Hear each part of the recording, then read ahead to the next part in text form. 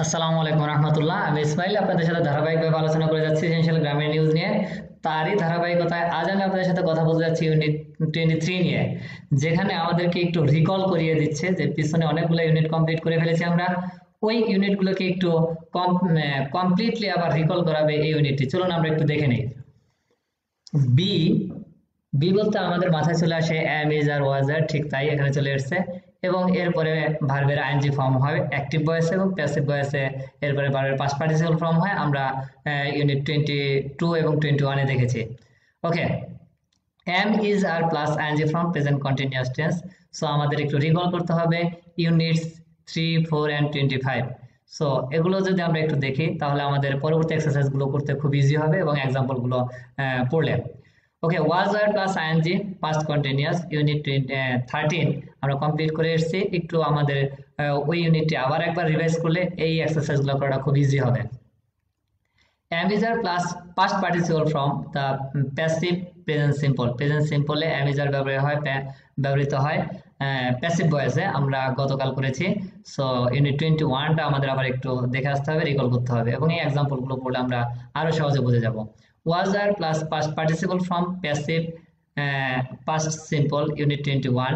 So আমরা unit 21-এ passive গুলো দেখেছি এবং এই এক্সারসাইজে এই এক্সাম্পলগুলো পড়লে আমাদের আরো ভালো হবে।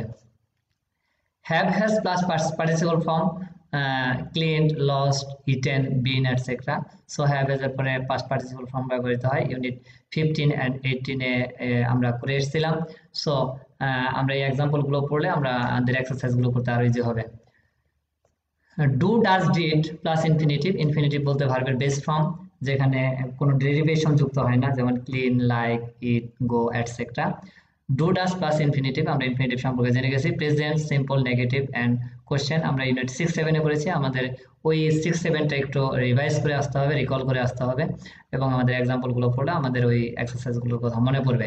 ডিড প্লাস ইনফিনিটিভ, আমরা ডিড এর পরে ভার্বের বেস ফর্ম ব্যবহার করেছিলাম, ইনফিনিটিভ ব্যবহার করেছিলাম। Past simple, negative and questions unit 12-এ করেছিলাম আমরা। ইউনিট 12টা একটু রিকল করলে আমাদের ওটা মনে পড়বে এবং আমাদের পরবর্তী এক্সারসাইজ গুলো করতে সহায়ক হবে। চলুন আমরা এক্সারসাইজ গুলো দেখে নিই কিভাবে করতে হবে। Right is are or do does, এখানে ইজ আর ডু ডাস লিখতে হবে। কোথায় এম ইজ আর হয়, ডু ডাস হয়, লিখতে হবে এভাবে আমাদের শূন্যস্থানগুলো পূরণ করতে। Right am not, is not, are not, or do not, does not, এগুলো দিয়ে আমাদের শূন্যস্থানগুলো পূরণ করতে হবে। Was, were, did, have, has, এগুলো বসে আমাদের শূন্যস্থানকে পূরণ করতে হবে এখানে।